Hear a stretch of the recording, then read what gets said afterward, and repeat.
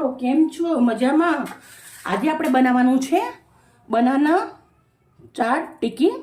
Banana chaat tikki બનાવવા માટે મેં આવી રીતના આપણે જે ગુજરાતીમાં કહીએ કેળા, એ કેળા લઈ લીધા છે અને આપણે ચાટ ટિક્કી બનાવવાની છે. શું શું નાખવાનું છે, કેવી રીતે બનાવવાની છે, પૂરો વિડીયો તમારા જોડે શેર કરી. પણ આવી રીતના કેળાને પહેલાં આપણે લઈ અને આવી રીતે થોડી છાલ નીકાળી દેવાની છે ઉપરની. આવી રીતને છાલ નીકાળી દેશો થોડી. બહુ ઘસી નથી સોલવાના કેળા, આપણે થોડી આવી રીતના છાલ બધી જ કેળાને નીકાળી દેશું.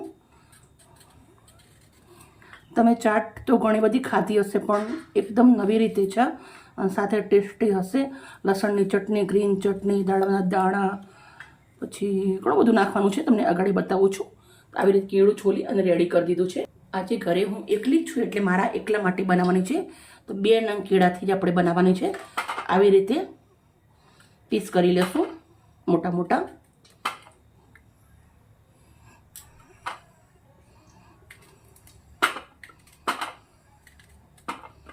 ગરમ તેલ મૂક્યું છે. અડધી ચમચી તેલના અંદર મેં હળદર નાખી છે. તેલને સરસ ગરમ થવા દેશું. હળદર નાખવાથી કલર સરસ આવે એના માટે થોડી હળદર નાખી દીધી છે મેં. તેલ ગરમ થઈ ગયું છે. આપણે તેલના અંદર કેળા નાખી દઈશું.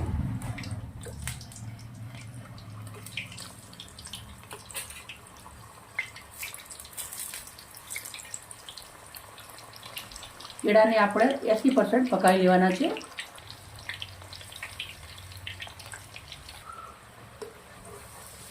કેળા આપણા 80% પાકી ચૂક્યા છે. તો હવે આપણે ચારણાના અંદર પહેલાં લઈ લઈશું એને.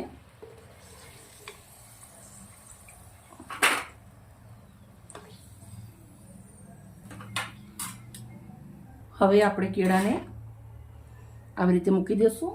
પછી વાટકીથી દબાવી દઈશું.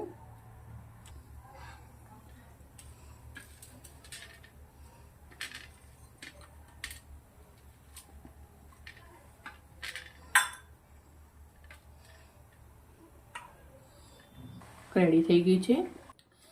તેલ ગરમ જ છે. આપણે પાછા એને તળવા નાખી દઈશું.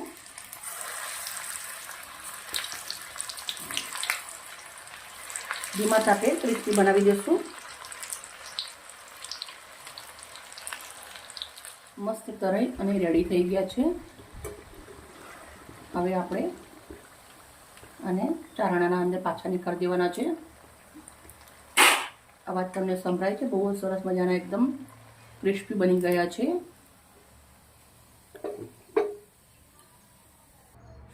આનો અવાજ તમે સાંભળી શકો છો. બહુ મસ્ત રેડી છે. તો હવે હું કેળનું પાન લીધું છે, એના ઉપર આપણે આવી રીતે સજાવી દઈશું. અને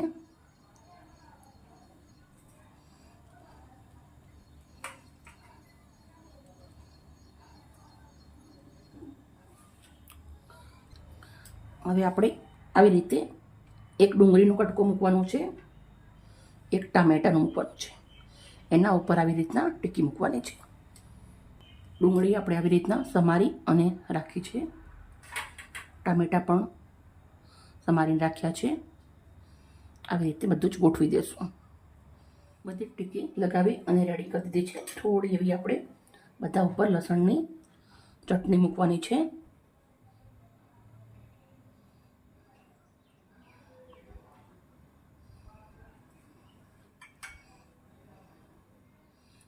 થોડી મૂકીશું. કશ્મીરી મરચું છે, તીખું નથી. થોડી હવે ખાટી મીઠી ગ્રીન ચટણી,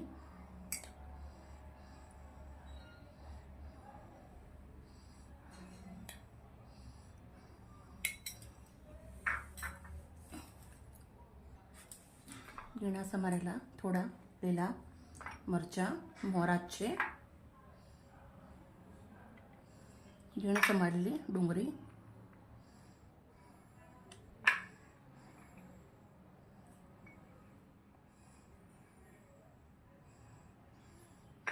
ટામેટા થોડા 2 નંગ,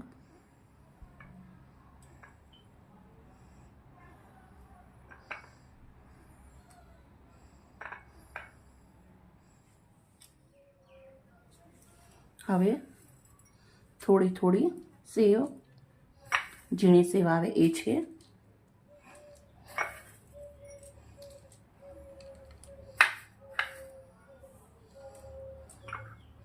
દાડમના દાણા,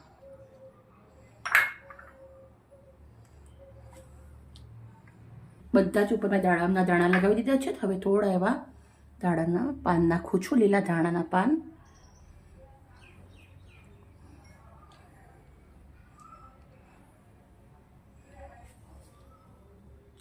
મિત્રો તમે જોઈ શકો બહુ સરસ મજાનું સજાવી અને રેડી કરી દીધું છે.